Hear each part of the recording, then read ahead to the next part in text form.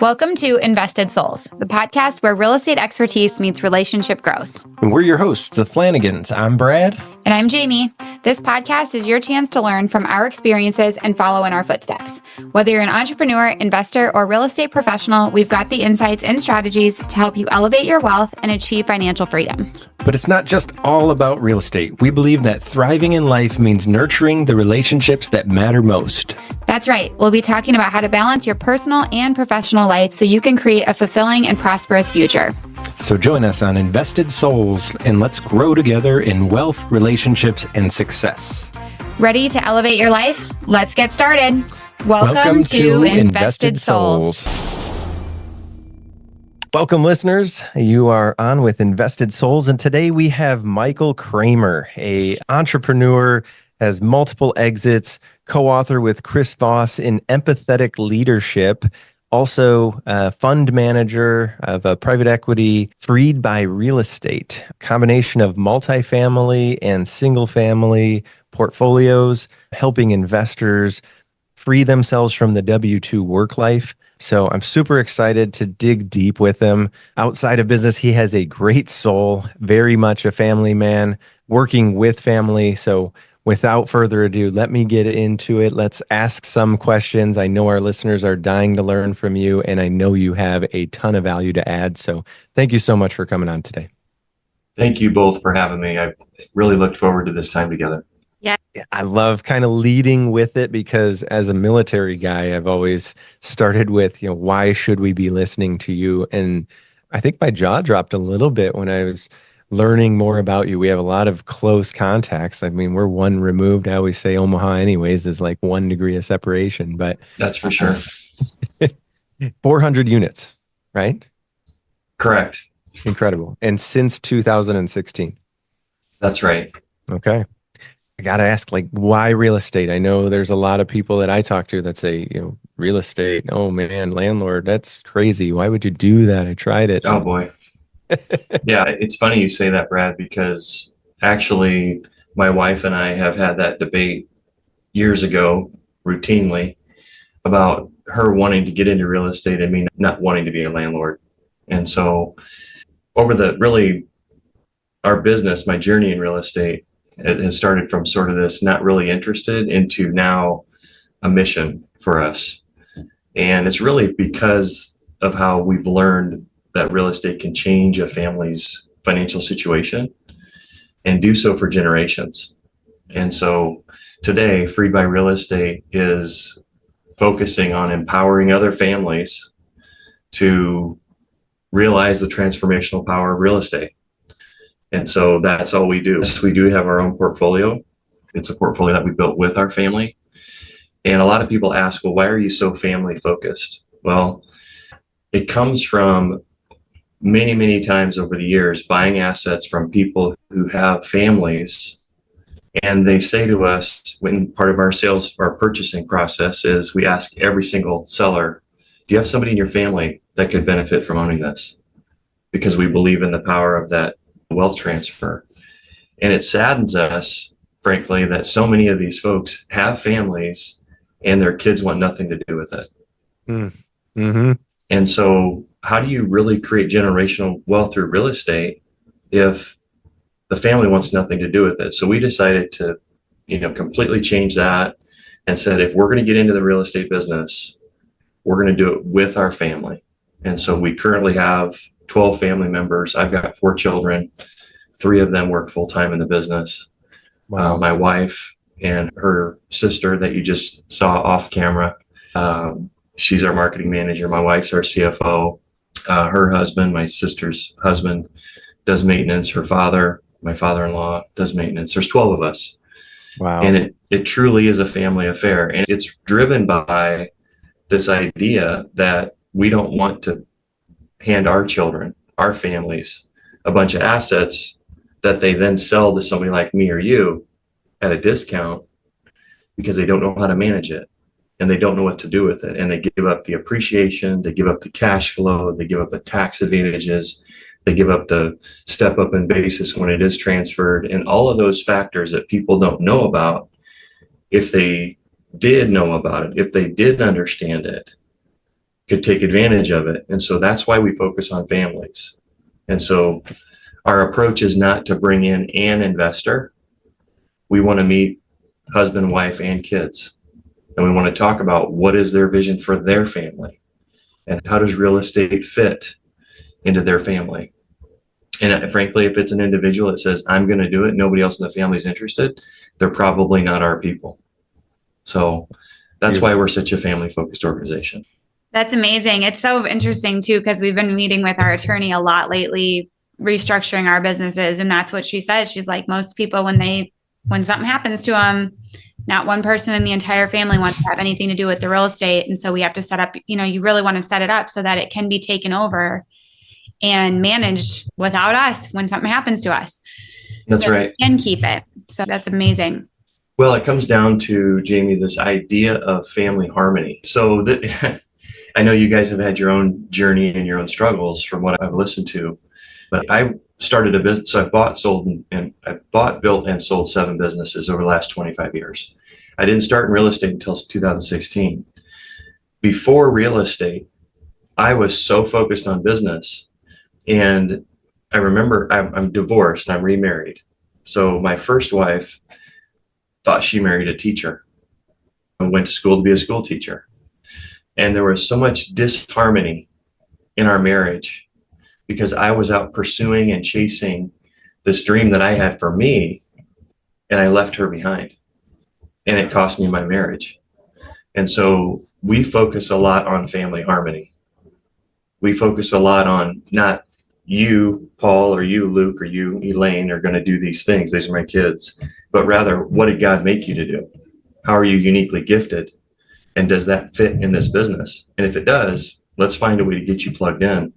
Because at the end, it's not just when we pass, but now, how do they work together? How do they coordinate buying an asset, remodeling an asset, leveling up the tenant base and getting better leases in place? Those operational skills are really critical, not just to have an estate plan, because the trust or an estate plan that you give them all these assets or they go into trust and they don't know how to manage it. They don't know how to run a business. The assets are at risk because real estate, even if you say it's passive, we're not, we're operators, Right. We have maintenance teams. We have there's 40 people that help us in some capacity. So to have everybody in the family understanding that and have a harmony, meaning they all know what their role is, they all know how the overall picture works, it just increases our odds of success. So when we are gone, they can stay happy together. I want them to have Thanksgiving together. Mm-hmm. I don't want them to fight over whose houses these are. Does that make sense? Absolutely.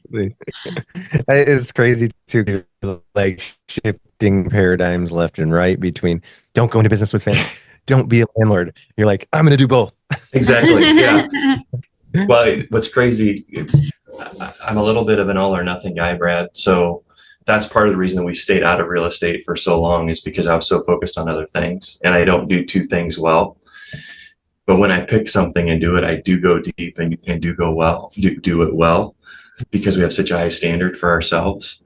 And most of it is living in courage, frankly, where so many people will say, I'm not going to make a decision until I'm confident, and then I'll act. We believe that that's reversed. We believe that the only way you can act is when you don't know for sure what you can do, but you're committed to doing it. And once you've committed, then you have this season of courage where you're saying, I'm learning, I'm figuring it out. I'm going to surround myself with other people who are good at this. And a lot of times it's learning together, especially when it's family. And it's only after several reps that you develop any kind of capability, which then eventually, if you do enough reps, will turn into confidence. So a lot of people have it backwards. They say, I'm going to wait until I have all my ducks in a row. And we say, no, let's establish the standard. What does the ideal look like? Let's have that as our marker. And then let's start acting in courage. And day by day, we're going to get better and better. And pretty soon we meet the standard. And pretty soon we've got enough capability. And pretty soon we're encouraged in confidence. The crazy thing, you guys, is as soon as we feel confident, we immediately go back to some commitment that we're uncomfortable with.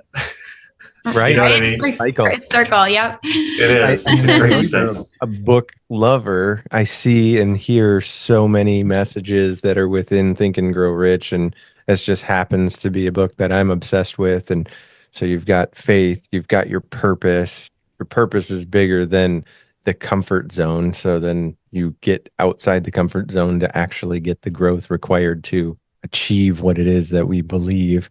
Is that at all part of your library?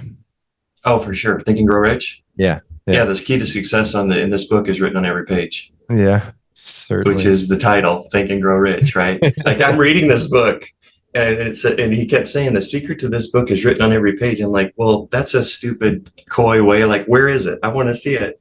And then at the end, he says it's at the top of each page. Yep. It's that simple message. And so, yeah, as a man thinketh, so is he. Whatever we focus on gets bigger. I mean, I am a collector of ideas. And so I like to borrow other people, nothing new under the sun. I haven't created a single thing, but I do collect a lot of ideas that resonate with me and the Think and Grow Rich stuff. And it is definitely part of it. And you said courage. And sometimes people, I think, misconstrue the word. And a lot of time it's faith, right? You mentioned it before, and I mentioned it over and over again. Everything's happening for us, not to us. Yes. I'm like, man, I feel like we have mirrored messages to the tune of really even the energy. I like energy, and my wife absolutely loves energy, probably takes it even further than I do. Everything is energy. And like my demeanor is always very relatively calm.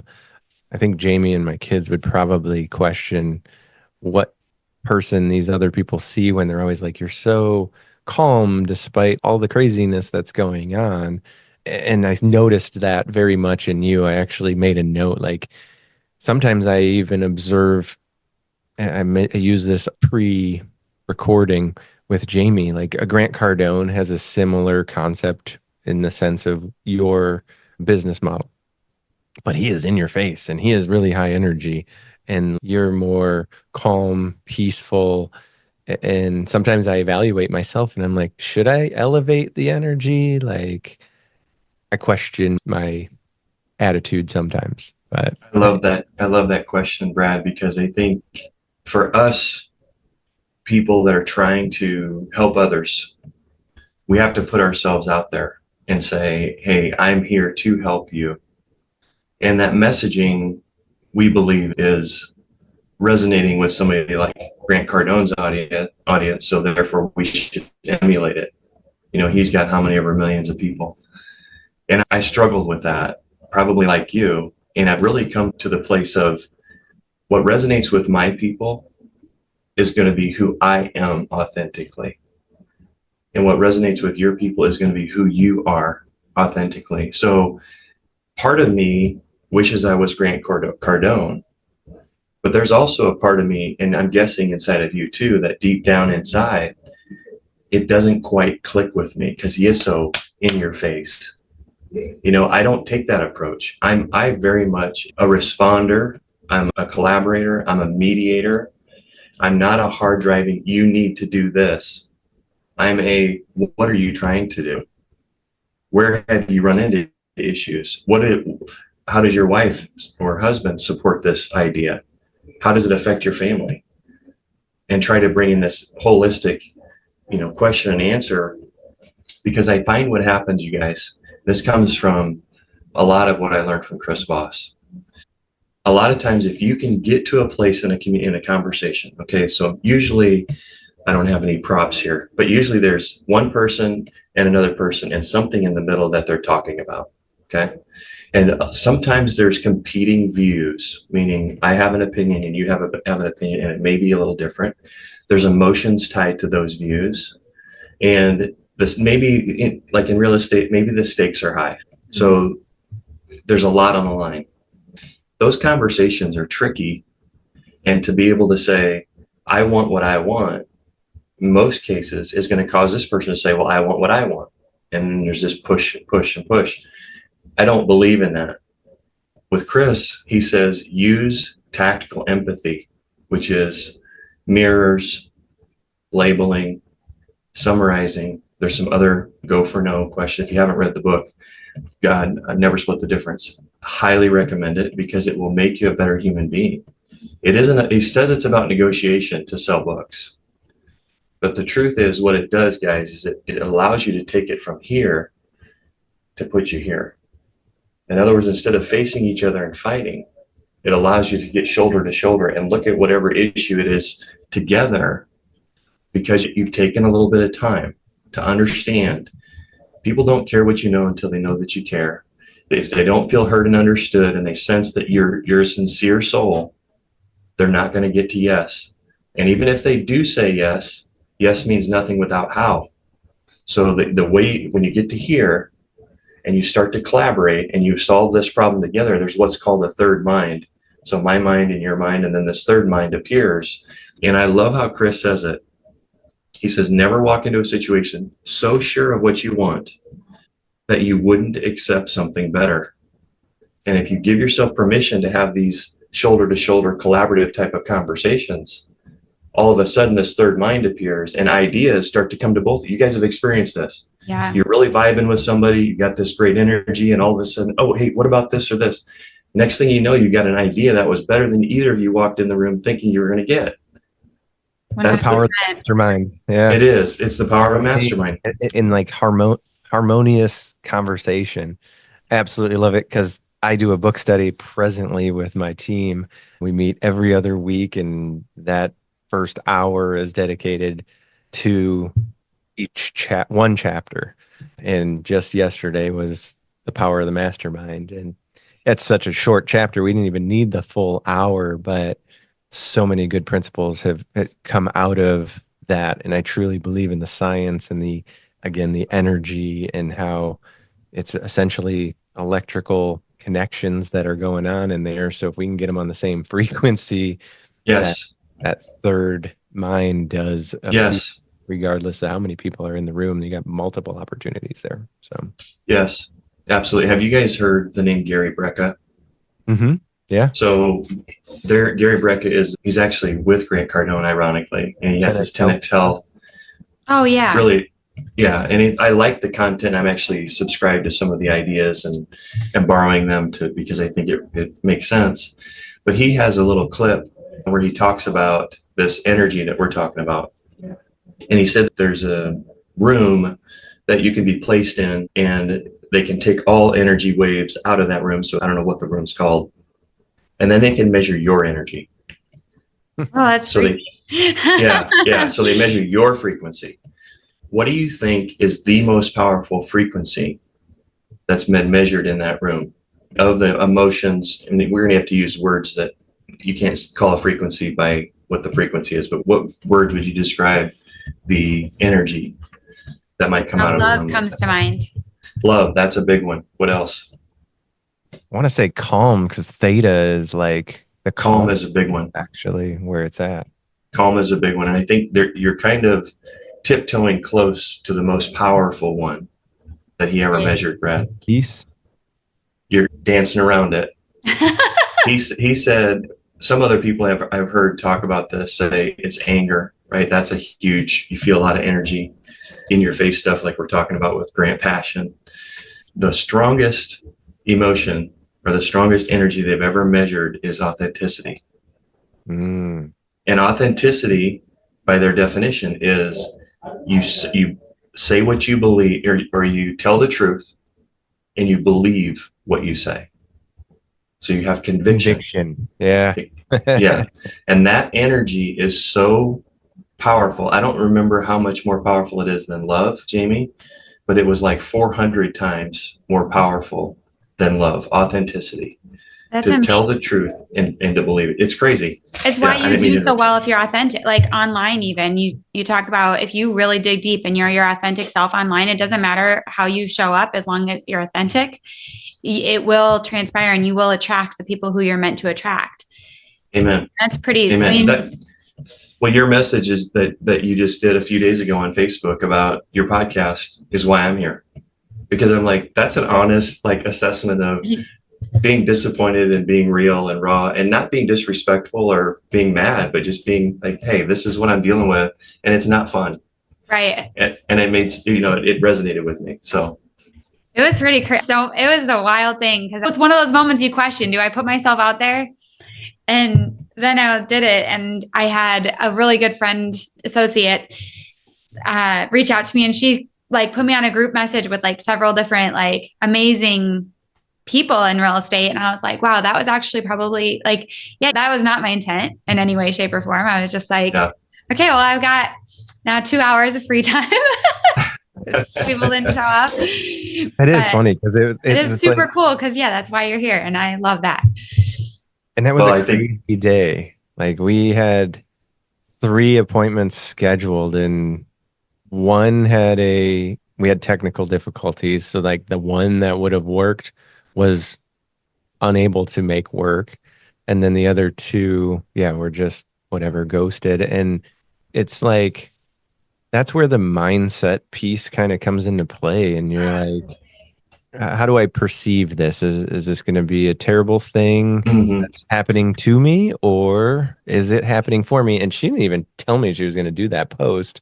And then I saw it, and then there was so much good feedback from it, hon. So good call. Yeah, that's cool. That's cool. So a quick story that ties to this directly.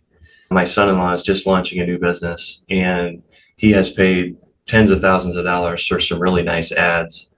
Well done, highly produced, and also has done some, like you walk around with your phone in your hand and talk to the camera. And he said they stopped after a few days of running both ads, A/B. They stopped running the high production ads, and they only ran his really personal, authentic is what I'm going to call them, ads. And he had over 1,100 people sign up for a webinar because he switched those ads. Wow. So that's just an example of how that true self, Jamie, you said it, it's not going to be everybody, but your people, the people you're supposed to connect with, are going to hear you, and they're going to say, she's my person. And that's okay. It's like some like Trump, some like Kamala. It doesn't matter who's right. You know what I mean? Right. It's just a different resonance. Yep.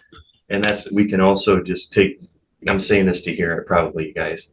I can take comfort in saying, just be the authentic Michael Kramer, and let the people who have families, who are interested in real estate, who are trying to find family harmony, find you, and just share that message and why it's so meaningful to you, and let those come that come, and those that don't, so be it. I don't need to work with 10,000 people. Right. That's what we teach. Is I'm like, if you go out and you attract everyone, if you actually got in front of 10,000 people and all of a sudden they all called you for you to help them, what would you do? No way. You wouldn't be able to help any of them because you'd be like, I don't even know where to start. Exactly. Yeah. Yeah, exactly. So, but yeah, I appreciate this part of the conversation because it's so true to who we are. Like, we talk about our beliefs and then our operating principles really every day, and identifying who we are and what we're about. And sometimes it's expedient to say somebody has a check and they want to write us a check for a deal, and they just don't fit our tribe, to say, maybe there's probably a better option for you, because we also need the money, right?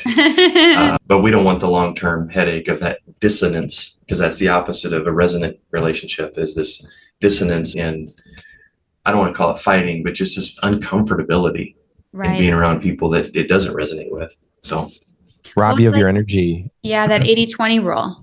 That's right. You just took it out of my head.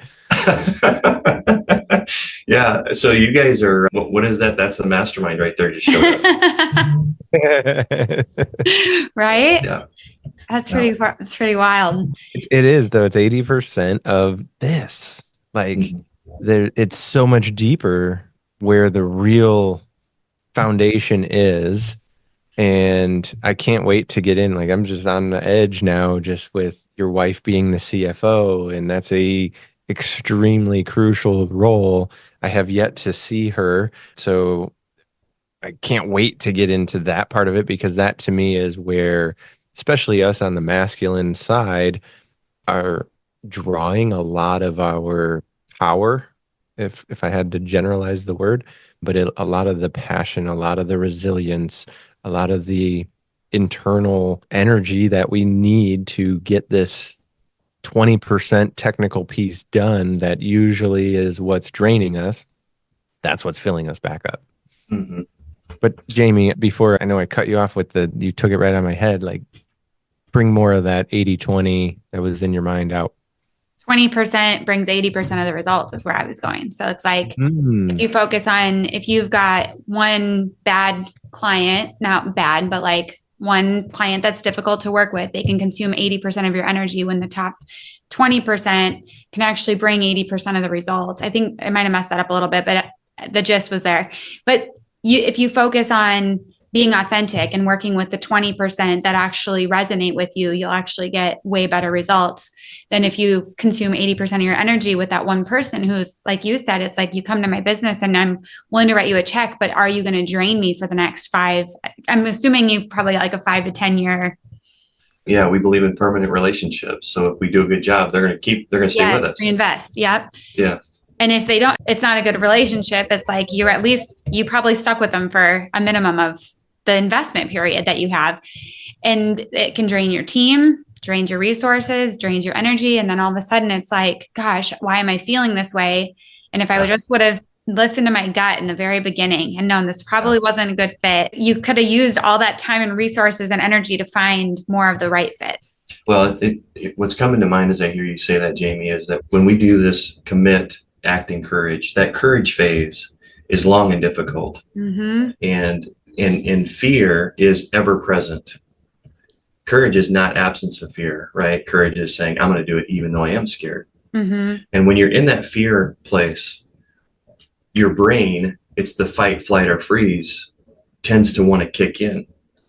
And you have to continually re-engage the prefrontal cortex, or the reasoning part of your brain, in order to discern, right? Because when somebody walks in with a $100,000 check and you're scared, what do you want to do? I want to take the check. Right. That would solve a lot of problems. Yep. Right? But if you say, that's not the right fit for me, how do you then discern that in that moment? Because you're encouraged. You're scared most of the time. Yeah. And so it does take wisdom, and it takes having the standards, as we call them, or our guiding principles that we can always refer back to, because that tends to be the filter. We decide in advance, right, before we ever get in a situation, who we are and what we stand for, because we can't in the moment, especially when we're in fear or acting in courage, rely on rationale. We have to rely on a standard. So that has to come, we have to bring that back. And then we can filter some of these decisions through that, say, not a good fit. I don't care how big the check is, which is really empowering, honestly, even though it feels scary and you feel like you're making a mistake. But look what happened with you on these podcasts, where you said, man, we're teeing all these up. We got 3, we're ready to go. Brad said it well. It didn't happen to you. It happened for you. And now you've got on the other side with an abundance of blessing. Mm-hmm. So some of the best outcomes come out of a challenging situation. So yeah, with all this knowledge, like, you have I think that's a muscle that's built, is the desire to personally develop. I know I'm very surprised still at myself. Like, how did I go from that fool to somebody I would respect? And sometimes you don't want to crack the book open. Sometimes it's way easier to just be like, I want to sit on the couch. Where do you think you derive that desire and continue to feed it for that personal development? And then maybe even like just a glimpse into any kind of routines or things that you believe have really contributed to all of this growth? I love the question, because you're asking about the why, as I'm hearing you ask the question. Because of the challenges that they're inevitable. You don't feel good. It's raining out, or it's cold. You want to stay in bed. All of the excuses, we all have them, right? They're everywhere. The Huskers lost. There's a bunch of reasons to be upset and to be down, but you always have to decide. And so again, it comes back to, in advance, committing to yourself what you're going to do. So where does that come from?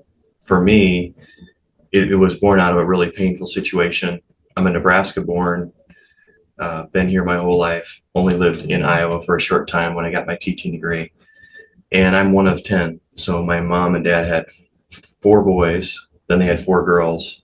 10 years later, I was born, and then 6 years later, my little sister. So there's a 25-year age span between my oldest brother and my youngest sister.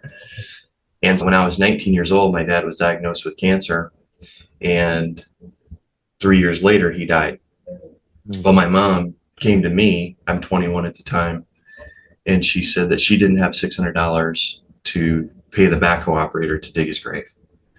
Now, that might not be a big deal, but for me, a young man, I saw my dad as a monster. I mean, he was my hero.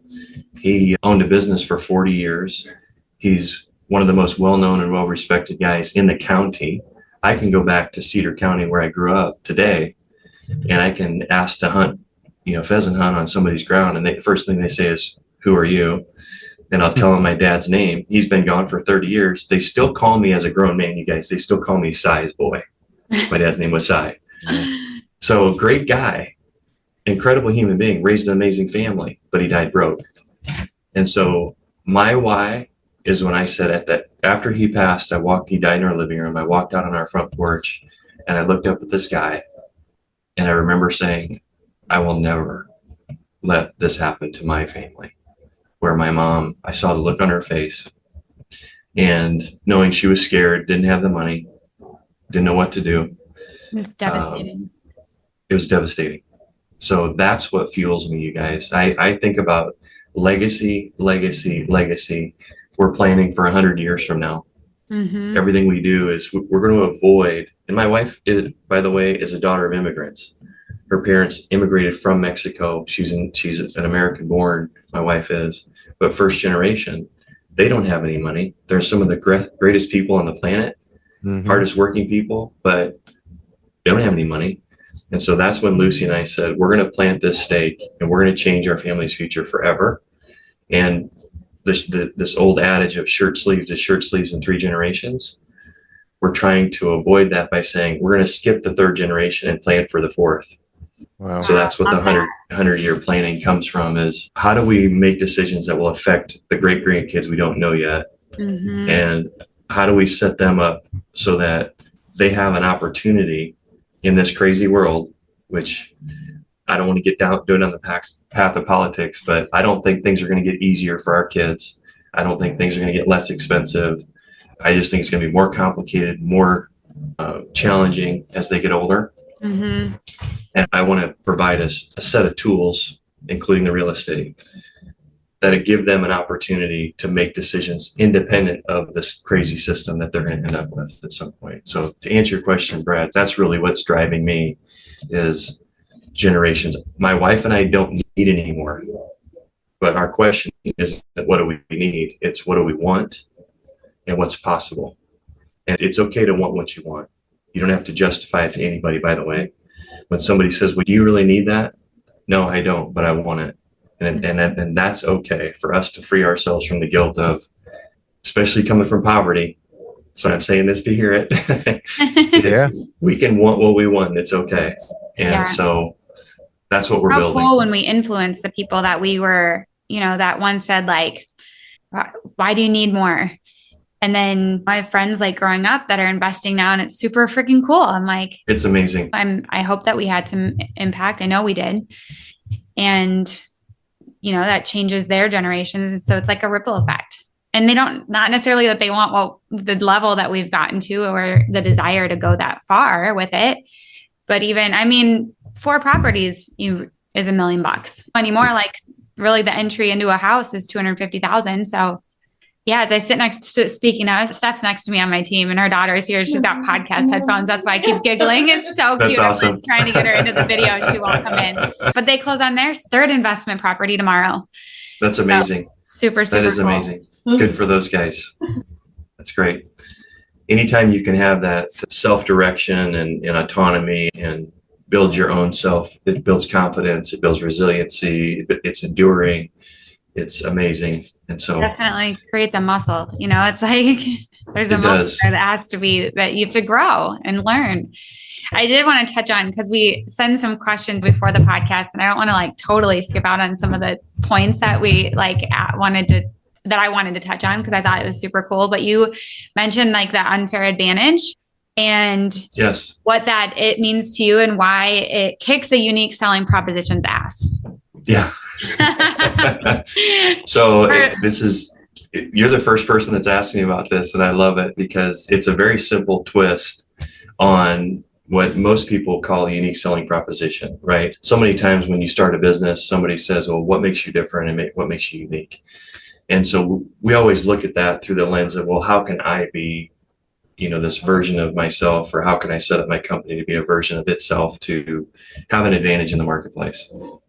What we've done is, instead of saying, what do we need to do? We've flipped it and asked the question of what are for each audience. So we take our sellers, we take our brokers, we take our investors.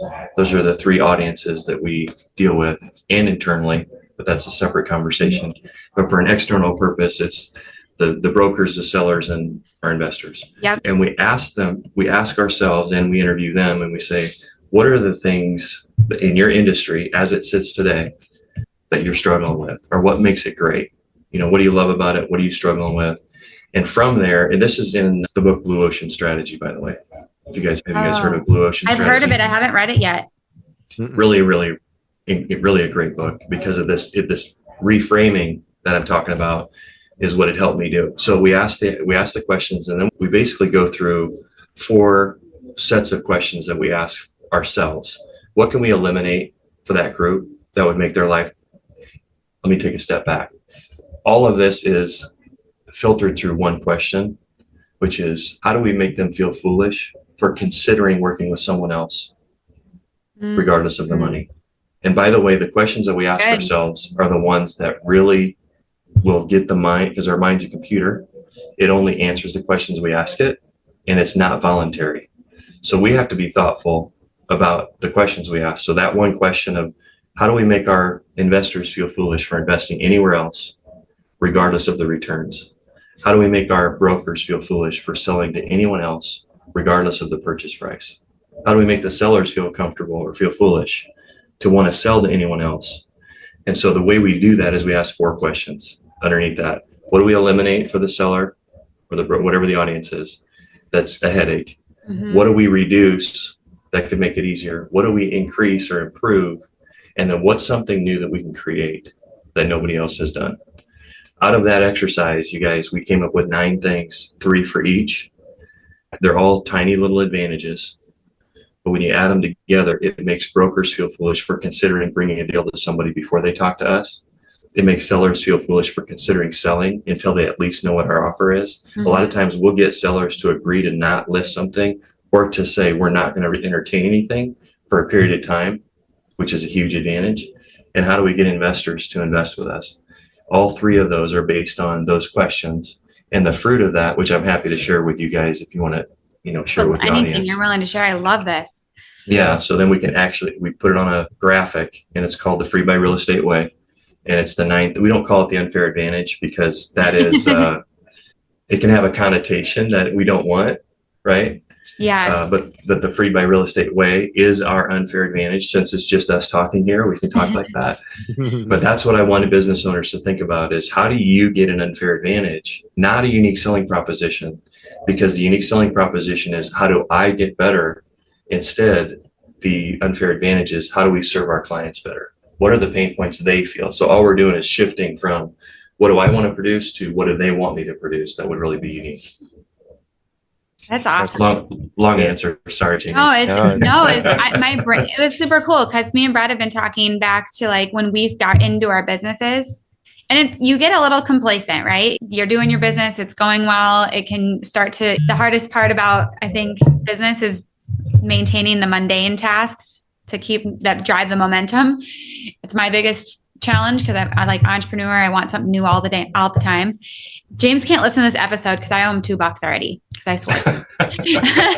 we have a swear jar right now for me. But Brad used to really, like, when he built his business, we were just talking about this just a couple of days ago, but when he built his business, he would sit down with real estate agents and he would problem solve for them. And it was like, he created that. There's no reason to work with anyone else because he had a totally unfair advantage over other loan officers, like fully saying like that's something, if he was going to add anything back to his business, that's what I would add back into his business. Cause it was so cool to watch him literally create a business structure and a business plan and help agents just like really understand. A lot of real estate agents don't understand how to do the numbers of their business. He's very good. Jamie, what's interesting about that story about Brad is that he probably, and I'm guessing here, Brad, correct me if I'm wrong, the conversation probably was, he was probably very curious. He probably asked a lot of questions. He probably was very collaborative, and he probably left them feeling, which by the way is the most important part about any transaction, is how you leave them feeling. They won't remember what you say. They won't really remember what you did, but they never forget how you make them feel. And if they leave there and they say, Brad cares about me and my best interest, and he wants me to be successful, they're going to feel foolish for considering going someone else before they talk to Brad. So you crack the code, Brad. And maybe I'm wrong. If my assessment is off, fix it. But it sounds to me hot on the track, because it just dawned on me, like the book, because I have not cracked it open, that Empathetic Leadership, but I do find myself often in the position of feeling very empathetic. And specifically, like I found this, I didn't even find this role as a financial professional. I was essentially told or highly encouraged, strongly encouraged. And at that time I was used to taking orders, as I say, because I came straight out of Afghanistan. Said, hey, go be a loan officer. I said, yes. And then somehow even when I tried to leave in pursuit of other things, I was still getting inquiries. And then my perspective was always like, the loan officer has a far greater layer of insulation than the independent contractor real estate professional. And I'm like, I have all this support. They're out there doing it on their own, and I'm dependent on them to a certain extent. So how do I become a true partner and leverage the support that I have to help them with their business? Because the better they do, the better we do anyways. And so that's where my constant messaging is like, focus on making an impact, focus on adding value, and the other things that you do want are a byproduct of those activities, not of how do I get that one deal? How do I just make that many phone calls and the true hardcore sales stuff? It has its place. I'm not discrediting it, but it's what are you doing inside of each one of those phone calls, those cold calls, those selling activities that really moves the needle. Well, and Brad, what you're speaking to is this sort of two-headed monster of building a business. One is acquisition of new customers and the other is retention. And I would guess if you had your choice, you'd rather have repeat business. Is that fair? Absolutely. You want to go deep. So would you, so instead of hammering the phones and finding new transactions, what if you took a couple of minutes and just asked some questions and really were curious about what's going on with this person? And then they leave feeling like, wow, Brad is not only a good loan officer, but he's a great human being. That's a sticky relationship. And what's the probability of them then saying, hey, my mom needs a loan? Has that ever happened? Somebody referred you because of that? He goes generations deep. I was going to say, that's the sense that I get, right? It's like, this stuff works. You don't need to, we said it earlier, Jamie, you don't need to deal with 10,000 people. You just need a small group that resonates and go deep with them. And I think, Brad, you're in particular, from the story that Jamie's sharing and your follow-on conversation, really gifted in that. It's the biggest compliment when the parent gives an introduction to their child, like adult child, obviously, but like you put that kind of trust in there. And as a father, like I only hope that I have those resources to make sure that I'm in the areas that I may not be strong, I can put them in good hands when they're in need of something. So it's so far greater than transactions.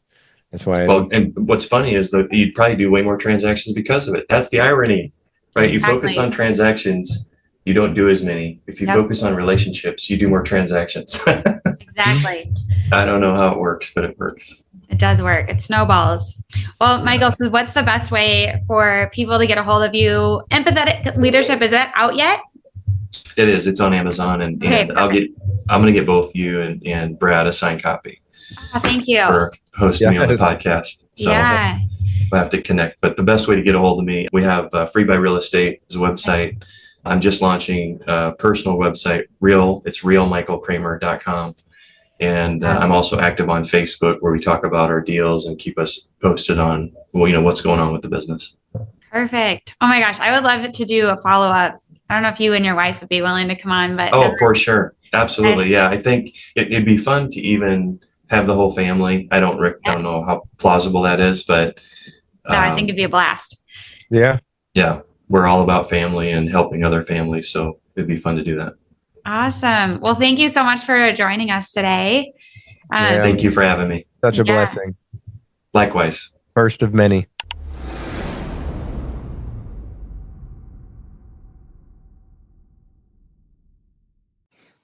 Thanks for tuning in to Invested Souls. We hope you found our insights valuable and feel inspired to elevate your real estate and relationship goals. If you enjoyed the episode, please subscribe, rate, and leave us a review. Your feedback means a lot to us.